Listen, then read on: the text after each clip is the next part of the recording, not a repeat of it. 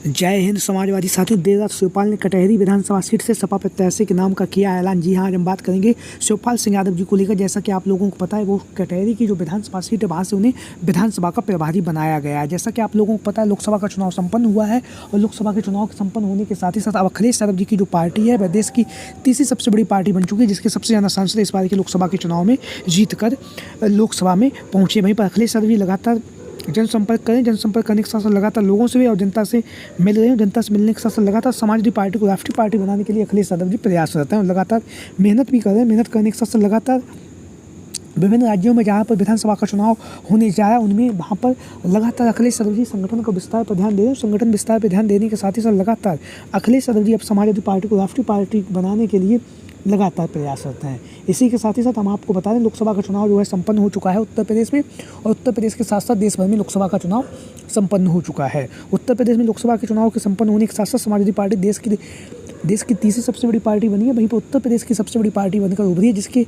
सबसे ज़्यादा सांसद इस बार के लोकसभा के चुनाव में जीते हैं। तो अब अखिलेश यादव जी जिस तरह से लोकसभा के चुनाव में अपने चाचा शिवपाल सिंह यादव जी की जो राय है उसको माना, राय मानने के साथ साथ लगातार शिवपाल सिंह यादव जी के मार्गदर्शन पर लेते हुए अखिलेश यादव ने प्रत्याशियों के नाम का ऐलान किया। और वहीं पर अखिलेश यादव ने प्रत्याशियों का जो ऐलान किया उसके साथ साथ अखिलेश यादव जी ने इस बार के लोकसभा के चुनाव में शिवपाल सिंह यादव जी को सम्मान दिया। और सम्मान देने के साथ साथ शिवपाल सिंह यादव जी ने भी लगातार समाजवादी पार्टी के लिए प्रचार प्रसार भी किया। और कहीं ना कहीं शिवपाल सिंह यादव जी की जो भूमिका है वो काफ़ी ज़्यादा महत्वपूर्ण होती जा रही है। दिन प्रतिदिन शिवपाल सिंह यादव जी की जो लोकप्रियता है वो बढ़ रही है। वहीं पर लगातार अखिलेश यादव जी ने उत्तर प्रदेश की जो दौर है वो अपने चाचा शिवपाल सिंह यादव जी के हाथों में छोड़ दी है, जहाँ पर वह लगातार भारतीय जनता पार्टी पर विधानसभा में लगातार प्रश्न पूछते। माता प्रसाद पांडे के बगल में बैठकर लगातार अखिलेश यादव उत्तर प्रदेश में जो घटनाएं घटित हो रही हैं उनको लेकर भी अखिलेश यादव जहां पर एक तरफ सक्रियता दिखाते हैं, वहीं पर दूसरी तरफ शिवपाल सिंह यादव जी भी उत्तर प्रदेश की विधानसभा में बैठकर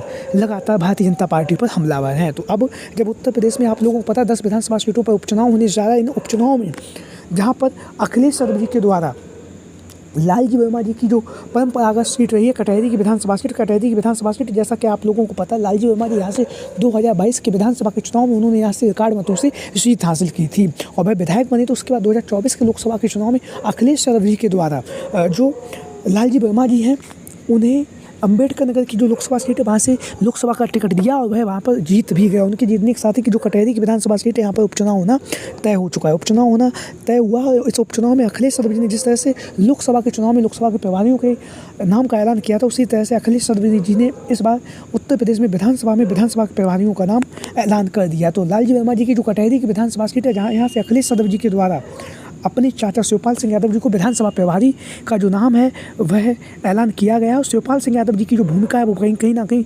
महत्वपूर्ण होती जा रही है कटहरी की विधानसभा सीट से। जब से अखिलेश यादव जी ने शिवपाल सिंह यादव जी को कटहरी की विधानसभा सीट से विधानसभा का प्रभारी बनाया है, तब से लगातार शिवपाल सिंह यादव जी की जो राजनीति की जो केंद्र बिंदु है कटहरी की विधानसभा सीट बन चुकी है और उत्तर प्रदेश के मुख्यमंत्री योगी आदित्यनाथ पर उनका निशाना भी है, क्योंकि कटहरी की विधानसभा सीट से भारतीय जनता पार्टी की तरफ से योगी आदित्यनाथ ने विधानसभा प्रभारी का जो पद है वो उन्हें मिला है। अब यहाँ से हम बात करेंगे समाजवादी पार्टी के प्रत्याशी के तौर पर अनेक दिग्गजों के नाम चर्चाओं में बने हुए हैं। इन्हीं में से एक नाम है डॉक्टर छाया वर्मा। जैसा कि आप लोग इन तस्वीरों के माध्यम से देख रहे हैं, डॉक्टर छाया वर्मा समाजवादी पार्टी से टिकट की दावेदारी कर रही हैं और टिकट की दावेदारी करने के साथ साथ लालजी वर्मा जी की पुत्री हैं और लालजी वर्मा जी के द्वारा भी अपनी जो पुत्री हैं छाया वर्मा जी उनके लिए टिकट की दावेदारी की गई है। समाजवादी पार्टी के मुखिया अखिलेश यादव जी से उन्होंने कहा है कि हमारी जो पुत्री है उनके लिए यहाँ से चुनावी मैदान में उतारने की बात रखी है। वहीं पर यहाँ से जो दूसरा नाम चर्चाओं में बना हुआ है वो है लालजी वर्मा जी की जो पत्नी है, पूर्व में जिला पंचायत अध्यक्ष भी रह चुकी हैं, शोभावती वर्मा जी।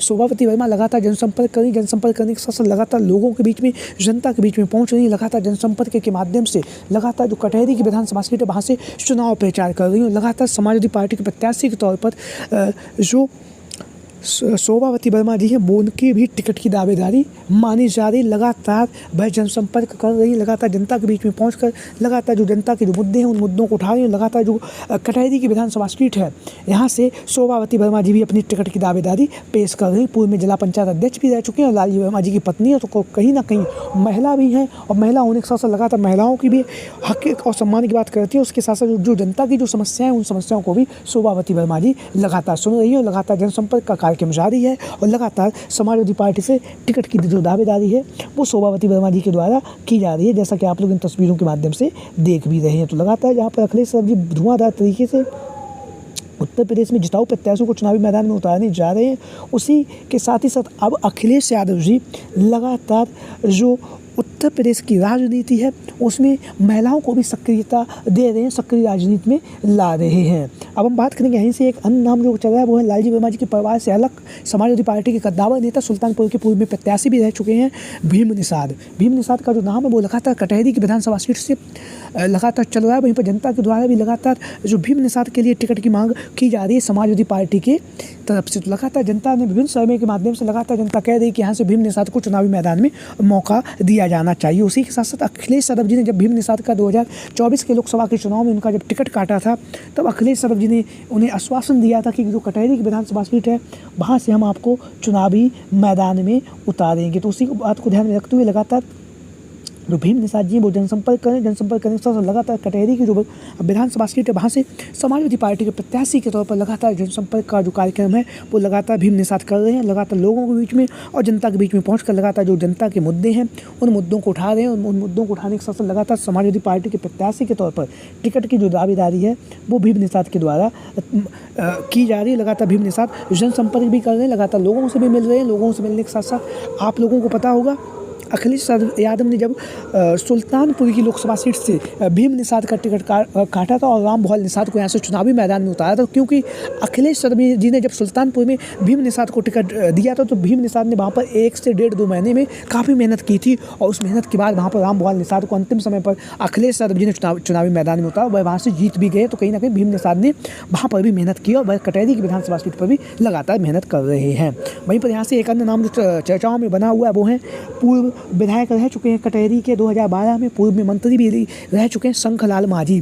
शंखलाल माझी जैसा कि आप लोग इन तस्वीरों के माध्यम से देख रहे हैं लगातार समाजवादी पार्टी से टिकट की मांग कर रहे हैं। टिकट की मांग करने के साथ साथ जो कटहरी की विधानसभा सीट है वहाँ से लगातार जनसंपर्क कर रहे हैं। जनसंपर्क करने के साथ साथ लगातार शंखलाल माझी का जो नाम है वो चर्चाओं में बना हुआ है। लगातार समाजवादी पार्टी से टिकट की दावेदारी भी पेश कर रहे हैं, जैसा कि आप लोग इन तस्वीरों के माध्यम से देख भी रहे हैं। तो लगातार अखिलेश यादव जी समाजवादी पार्टी की तरफ से हर परिस्थिति में जाति समीकरण को समझ रहे हैं। जाति समीकरण को समझने के साथ साथ यहाँ से समाजवादी पार्टी के प्रत्याशी के तौर पर अखिलेश यादव जो है जाति समीकरण को समझते हुए जो प्रत्याशी जनता के भाएगा और जाति समीकरण पर फिट बैठेगा उसी को अखिलेश यादव जी चुनावी मैदान में उतारने जा रहे हैं। तो आप लोगों की क्या राय है इन संभावित दावेदारों को लेकर? सभी साथी कमेंट बॉक्स के माध्यम से अपनी राय जरूर दें। इसके साथ ही साथ अगर आप लोग हमारे इस चैनल पर आज पहली बार आए हैं तो चैनल को सब्सक्राइब जरूर करें और इसके साथ ही साथ वीडियो को अंत तक देखने के लिए आप सभी का बहुत बहुत धन्यवाद एवं आभार। जय हिंद, जय भारत, जय समाजवाद, जय खलीस mission 2024। Thank you for watching this video. जय हिंद, जय भारत।